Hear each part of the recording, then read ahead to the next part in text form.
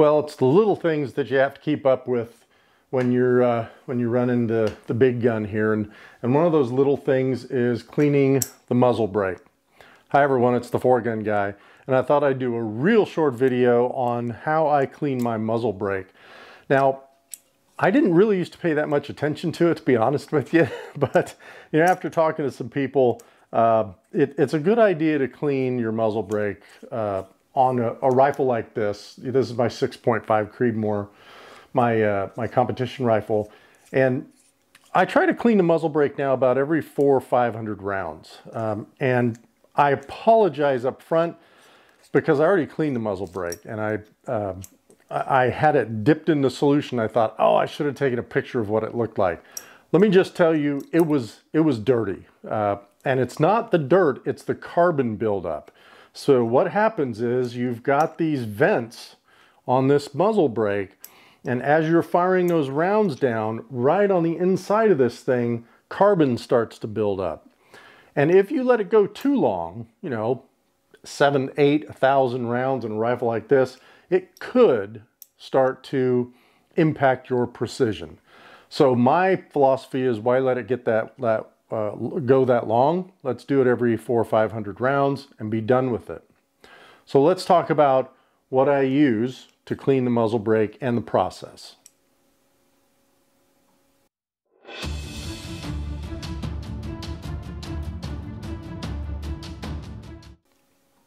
Now there's a lot of cleaners out there that you can use, but I'm going to tell you what I've found to be the best for me. I'm not telling you to do this. This just works the best for me in this muzzle brake. This is the Area 419 Sidewinder.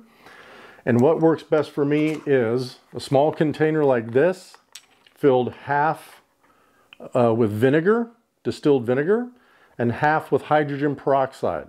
Now you don't want to fill all the way up, just enough that's going to cover the brake and the mount here. But half and half. Be very careful. Wear gloves. You need to do this outside because it's going to create a pretty acidic solution there. And then you're just dropping these into the solution.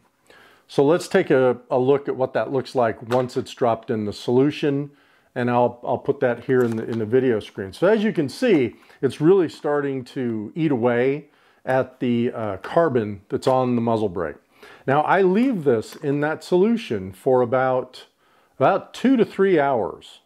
And then the final thing I do is to put it in my hydrosonic cleaner, and which is just a general, I've got just I think I got it from Harbor Freight. And what you'll do there is as you'll see, I'll put that up here right now, is I fill it with water, and then I put this with the solution in the water, and then I run it for 8 minutes. That's all you need, 8 minutes. And now look at what it looks like when it comes out of that solution. I mean, it's black. It's so much carbon has been taken off of that. So the first 2 or 3 hours in just the hydrogen peroxide and vinegar loosens up the carbon. The 8 minutes in the cleaner really gets the carbon off of everything. Now, when you are done with that, then I'll take it out, and you'll see this. Again, I'm running the video as I'm telling you what I'm doing here. I'll take this out. Make sure you rinse this off very well. Very well. You've got to get all that acidic solution off of this thing. And with the solution itself, I have a little container. It's an empty gallon water jug that I pour that into.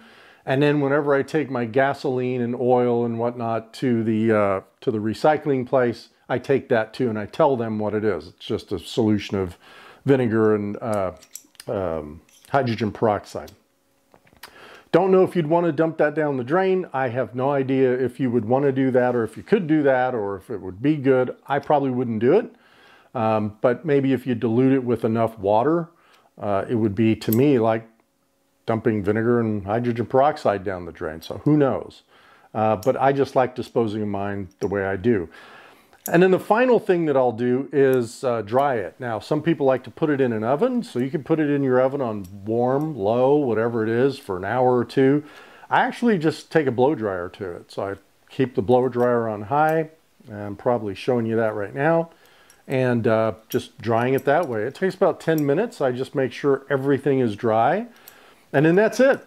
So as you can see, it's pretty good. It's done a good job here. I think I've got some close-ups there, but I don't know how good they came out. So let me see if I can get it here. Maybe not. With this autofocus, this thing really does kind of suck. But anyway, it came out real good, and it's good for another 400 or 500 rounds. Now I'll mount it back onto the rifle, and I should be good to go for the match this coming Saturday. So hey everyone, I told you it was going to be a quick video. Hopefully this is probably one of the quickest ones I've done. But thanks again for watching, the subscriptions, the likes, the great comments, and until next time, shoot straight.